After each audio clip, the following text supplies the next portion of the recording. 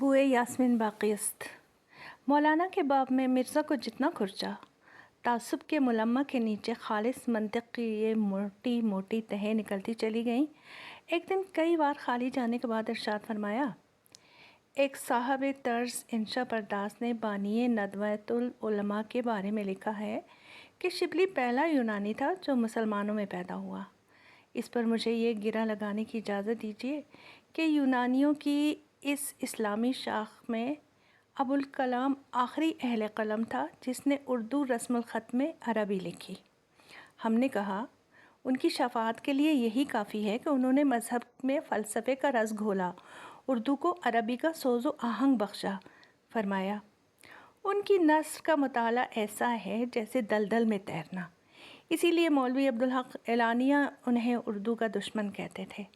علم و دانش اپنی جگہ، مگر اس کو کیا کیجیے کہ وہ اپنی انا اور اردو پر آخری دم تک قابو نہ پا سکے۔ کبھی کبھار رمضان میں ان کا ترجمان القرآن پڑھتا ہوں تو اپنے دونوں گالوں پر تھپڑ مارتے ہوئے نعوذ باللہ محسوس ہوتا ہے گویا کلام اللہ کے پردے میں ابوالکلام بول رہا ہے۔ ہم نے کہا، لا حول ولا قوہ، اس بزرگ کی تمام کردہ و ناکردہ خطائیں تمہیں صرف اس بنا پر معاف کر دینی چاہیے کہ تمہاری طرح وہ بھی چائے کے رسیا تھے۔ کیا نام تھا ان کی پسندیدہ چائے کا؟ اچھا سا نام تھا، ہاں یاد آیا، وائٹ جیسمین، یاسمین سفید۔ شگفتہ ہوئے فرمایا، مولانا کا مشروب بھی ان کے مشرب کی مانند تھا۔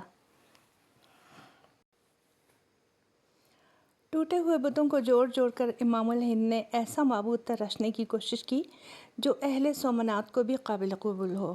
یونانی فلسفے کی عینک سے جب انہیں دین میں دنیا اور خدا میں ناخدا کا جلوہ نظر آنے لگا تو وہ مسلمان ہو گئے اور سچے دل سے اپنے آپ پر ایمان لے آئے۔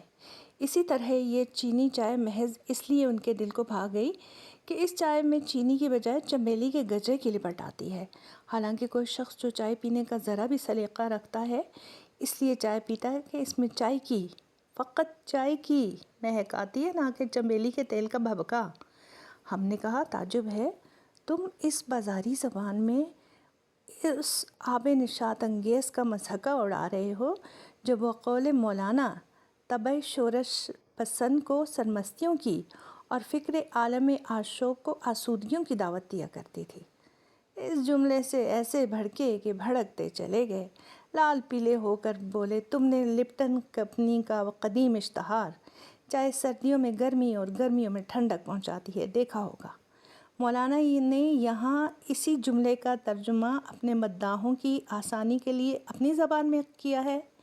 بحث اور دل شکنی کا یہ سلسلہ کافی دیر تک جاری رہا، لیکن مزید نقل کفر کر کے ہم اپنی دنیا و عاقبت خراب کرنا نہیں چاہتے، لہٰذا اس تشبیب کے بعد مرزا کی دوسری چڑ یعنی آلو کی طرف گریز کرتے ہیں۔